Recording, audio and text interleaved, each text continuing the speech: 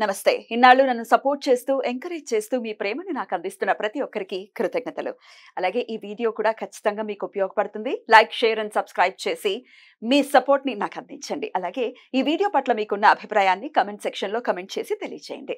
ఇప్పుడు వీడియోని చూద్దాం.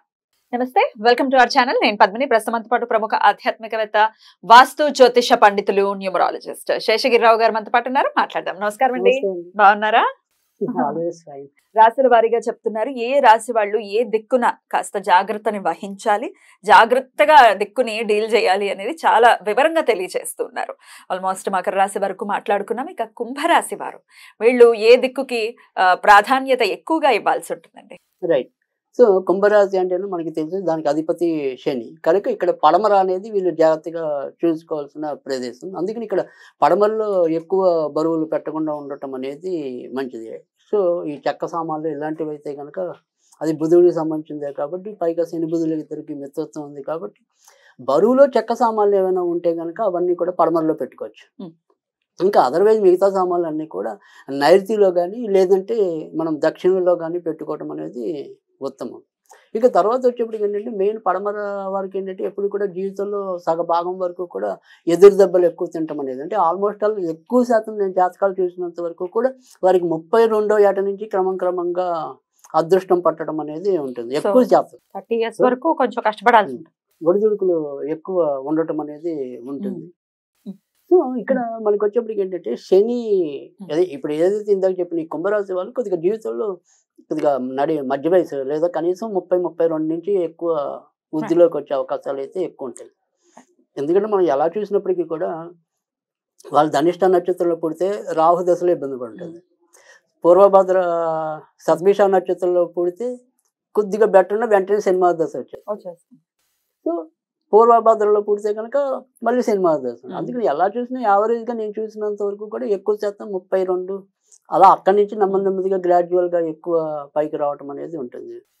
జనరల్ గా కూడా అండి, ఇప్పుడు వాళ్ళు ఈ నక్షత్రాల్లో పుట్టిన వాళ్ళు చిన్నపిల్లలు అయితే డెఫినెట్ గా ఇప్పుడు శని మహర్దశ వచ్చింది, అందరికీ ఇబ్బంది పెట్టేటటువంటి ఖచ్చితంగా ఇప్పుడు అంతర్దశలో ఎక్కడైనా కొద్దిగా ఏమైనా మినహాయింపులు ఉంటాయేమో కానీ ఎక్కువ శాతం అది బాగా మేలు చేసే వాళ్ళైనా. అంటే ఇప్పుడు సపోజ్ కుంభరాశికి అధిపతి శని, మరి వాళ్ళకి ఏలినాటి శని ప్రభావం చూపిస్తుందా? మరి వాళ్ళని కూడా శని ఏడిపిస్తాడా? మకర రాశి కూడా శని అధిపతి, మరి వాళ్ళు కూడా శని ఏడిపిస్తాడా అని చాలా మందికి కలిగే సందేహాలు ఉంటాయి. కానీ వాళ్ళ రేషియోలు, అంటే అవతల వాళ్ళని ఏడిపించేంత రేషియోలు ఏడిపించకపోయినా ఎంతో కొంత ఏడుపు అయితే ఉంటుంది. అంత రేషియో అయితే ఉండదు, కొద్దిగా తక్కువ ఉండదు. అంటే ఇప్పుడు సపోజ్ శని అనుకూలుడు కాని వాళ్ళు ఎవరైతే ఏళ్ళ ఒక్కోసారి కట్టుబట్టలతో వీధిని పడే పరిస్థితులు కూడా ఉంటాయి, అవమానాలు కూడా ఉంటాయి. వీళ్ళు ఏంటంటే శని కొంతవరకు మేలు చేసే వాళ్ళు అయితే అంచుదాకా వెళ్ళొచ్చు కానీ చివరి నిమిషంలో ఎవరో ఒకళ్ళు కాపాడుతూ ఉంటారు. సో అందుకని ఆ రకమైన మినహాయింపు ఉన్నప్పటికీ కూడా ఈ 32 ఏళ్ళ వరకు కూడా కొంత టెన్షన్లతోనూ కొంతవరకు అవాంతరాలు చదువుకునేప్పుడు కొద్దిగా ఇబ్బంది పడతారు. సో బాగా మంచి పట్టుదల ఉంటే తప్ప బ్యాక్ వాల్స్ ఎక్కువ ఉంటాయి. సో సబ్జెక్టులు మిగిలిపోవటం, సో మళ్ళీ రాయటం ఇలాంటివి కూడా ఎక్కువ మీకు కుంభరాశి కనుక ఈ పడమర అనేది కొంతవరకు జాగ్రత్తగా చూసుకోవాలి. తర్వాత కుంభరాశి అయితే మరి ధనాధిపతి గురుడు అవుతున్నాడు, తర్వాత లాభాధిపతి కూడా గురుడు అవుతున్నాడు. సో అందుకని ఇక్కడ ఈశాన్యం అనేది కూడా చాలా జాగ్రత్తగా చూసుకోవాలి. తర్వాత వచ్చేప్పటికి ఆగ్నేయంలో కంపల్సరీ వంట పెట్టడం అనేది కూడా చాలా మంచిది. అయితే ఇక్కడ ఈ ఆగ్నేయంలో ఆడవాళ్ళు ఎవరైతే వంట పెడతారో వాళ్ళకి శుక్రుడు చాలా యోగకారకుడు ఈ కుంభరాశికి. కనుక వీళ్ళు సాధ్యమైనంత వరకు కూడా పాలు స్టవ్లో పొంగకుండా చూసుకోవాలి. అలా అయినా కానీ వాళ్ళ అదృష్టం తగ్గిపోవటం అనేది ఉండదు. సో చాలా మంది ఆడవాళ్ళు స్టవ్ మీద పాలు పెట్టి మర్చిపోతారు, కానీ అది కుంభరాశి వాళ్ళకి వర్తించదు. కొంతవరకు ఆ రకంగా మాత్రం కొంత జాగ్రత్తగా తీసుకోవాలి. కనుక ఆగ్నేయం ఒకటి, ఈశాన్యం ఒకటి, పడమర ఒకటి, ఈ మూడిట్లో సాధ్యమైనంత వరకు కూడా బరువులు సాధ్యమైనంత తక్కువగా ఉండటం అనేది చాలా అవసరం. ఇంకా దక్షిణము నైరుతి అనేది బరువులు ఎక్కువగా ఇంపార్టెంట్ ఇచ్చుకోవటం అనేది మంచిది, పెట్టుకోవచ్చు.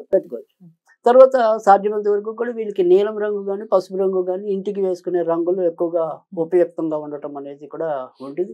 కనుక బల్బులైనా సరే ఎక్కువ నీలి రంగు కానీ తర్వాత ఎల్లో రంగు కానీ ఇలాంటి బల్బులు వాడటం వల్ల కూడా ఎక్కువ ఉపయోగం అనేది ఉంటుంది. ఇక తర్వాత వచ్చేప్పటికి ఏంటంటే ఈ ఏదైతే మరి పడమర అనేది మనం చాలా ముఖ్యమని చెప్తున్నాం, కనుక లోహంతో తయారు చేసింది ఏదైనా సరే ఒక డెకరేటివ్ పీస్ అనేది పడమరలో కానీ ఉత్తరంలో కానీ కంపల్సరీ పెట్టుకోవడం అనేది చాలా మేలు చేయటం. ఏ లోహంతో? అదే ఎనీ టైప్ ఓకే. సో అందుకని కానీ ఖచ్చితంగా మెటలే ఉండాలి. అది ఏ టైప్ ఏదైనా మెటల్. సో ఆ మెటల్ ఇనుమైనా ఉండొచ్చా? అదేగా అది ఉన్నా కూడా పర్వాలేదు. పర్వాలేదు. సో అందుకని ఆ రకంగా కూడా మేలు చేయాలి. సో ఒకవేళ మనం ఏంటంటే ఈ మెటల్ కనుక తీసుకున్నట్టయితే కనుక ఇంకొద్దిగా మంచి జరగటానికి అవాంతరాలు ఆలస్యాలు కొంతవరకు తగ్గుముఖం పట్టడానికి కూడా అవకాశం అయితే ఎక్కువగా ఉండటం అనేది ఉంటుంది. అలాగే వీళ్ళు ప్రతిరోజు కూడా లేవగానే కాసేపు పడమరలో కానీ తూర్పు ఈశాన్యంలో కానీ కూర్చుని పనులు చేసినట్టయితే కనుక అవి ఇంకొద్దిగా తొందరగా అయ్యే అవకాశాలు కూడా ఎక్కువ ఉంటాయి. సో కుంభరాశి వాళ్ళకి ఏంటంటే మెయిన్ పెద్ద ప్రాబ్లం ఏముంటుందంటే చిన్నదైనా పెద్దదైనా ఆ పనిలో ముందు ఎంతో కొంత అవాంతరం ఎదురవకుండా మాత్రం సాధారణంగా అవదు. ఎంతో కొంత అవాంతరం ఉంటుంది. లేకపోతే ఈ విఘ్నాలను దాటాలి అంటే ఏం చేయాలి? అది అందుకే మనం చెప్తున్నాం ఇక్కడ సాధ్యమైనంత వరకు ఫ్రీ అనేది పడమరలో. అంటే మనం ఏం చేస్తామంటే తెలిసి బరువులు ఎక్కువ పెట్టేది దక్షిణంలో ఉంటుంది, పడమరలో ఉంటుంది. అవును కదా. కానీ ఇక్కడ ఏంటంటే ఈ పడమరలు వీళ్ళు పెట్టినప్పుడు తెలియకుండా ఇంకా వాళ్ళ అవి పెరుగుతాయి అనమాట. సో అందుకని ఆ రకంగా కాకుండా కొంతవరకు దక్షిణం వైపు తోసేసినట్టయితే కనుక ఇంకొద్దిగా ఉపయోగం ఉంటుంది. ఇంకా పడమర వైపు అంటే కనుక నైరుతిలోనే పెట్టుకోవాలి. అది కూడా పడమర నైరుతి కంటే కూడా దక్షిణ నైరుతి అయితే కనుక ఇంకా బెటర్. సో అలా చేసుకోవటం వల్ల కూడా మనకి ఎక్కువ ప్రయోజనం అనేది అయితే ఉంటుంది. సో ఈ రకంగా మరి పడమర వాళ్ళు అయితే కనుక జాగ్రత్తలు తీసుకోవాలి. తర్వాత వచ్చేప్పటికి ఏంటంటే ఇక్కడ పడమరలో మనకి మిగతా స్థలాలు అంటే ఇప్పుడు మనం తూర్పు గురించి పెద్దగా చర్చించుకోలేదు. ఇంకా పడమర వాయువు అనేది ఒకటి. సో ఈ వాయువు అనేది వీళ్ళకి రోగస్థానం కనుక పడమర వాయువుల్లో కూడా కొంతవరకు బరువు పెట్టుకోవచ్చు. తూర్పు వరకు మళ్ళీ ఖచ్చితంగా ఫ్రీగానే ఉంచాలి, లేదంటే భార్యాభర్తల మధ్య విభేదాలు పెరగటం అనేది ఉంటుంది. కనుక తూర్పు కూడా జాగ్రత్తగానే చూసుకోవాలి. అంటే ఇప్పుడు మనకి ఏతావాత పనికిరాని దిక్కులు ఏమొచ్చాయంటే కనుక పడమర వాయువు అనేది ఒకటి, దక్షిణ నైరుతి అనేది, దక్షిణం అనేది.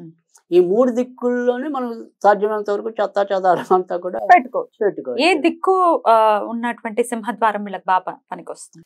సో ఖచ్చితంగా పడమర వాళ్ళకి అంటే కనుక ఉత్తరం అనేది చాలా ఎక్కువ పని చేయటం అనేది ఉంటుంది. తర్వాత వచ్చేప్పుడు పడమర కూడా వీళ్ళకేమి భయపడక్కల్లా, వెస్ట్ కూడా తీసుకోవచ్చు. థర్డ్ ప్లేస్ లోనే తూర్పు ఇవ్వటం అనేది ఉంటుంది. సో పూర్తిగా అవాయిడ్ చేయాల్సింది అయితే కనుక దక్షిణం. సహజంగానే తూర్పు ముఖాలు ఉన్నవే ఎక్కువగా ఉంటూ ఉంటాయి, తూర్పు ద్వారాలు ఉన్నవే ఎక్కువగా ఉంటాయి. తూర్పు ముఖంలో ఎక్కువ ఉండటం అనేది కాదు, కానీ మామూలుగా ఏంటంటే ఎక్కువ మంది ఆటోమేటిక్ గా ప్రిఫర్ చేసేది తూర్పు ప్రిఫర్ చేస్తారు, ఉత్తరం అనేది చేస్తున్నారు. కానీ అలా కాకుండా వీళ్ళు భయపడకుండా చక్కగా ఎక్కడ అన్ని ఫెసిలిటీస్ ఉండి పడమరని భయపడితే కనుక ఆ భయపడకుండా ఇలాంటి వాళ్ళు వెళ్తే కనుక కుంభరాశి వాళ్ళకి చాలా చక్కటి మేలు జరుగుతుంది. నాకు అప్పుడప్పుడు అదే అనిపిస్తుంది, మంచి మంచి ఇల్లు వదిలేస్తున్నారు వీళ్ళు. అంటే ప్రతి ఒక్కరికి ఏమనిపిస్తుంది అంటే ఎంతసేపు తూర్పు ఉత్తరం ఇవే పనికి వస్తాయి అనుకుంటారు. కాదు, డిపెండ్స్ కదా. సౌత్ కూడా పనికొచ్చే వాళ్ళు ఉంటారు. రైట్ అండి, చాలా చక్కగా వివరించారు. ఇక నెక్స్ట్ ఎపిసోడ్ లో మీనరాశి గురించి మాట్లాడుకుందాం. థ్యాంక్ యూ సో మచ్ అండి. నమస్తే.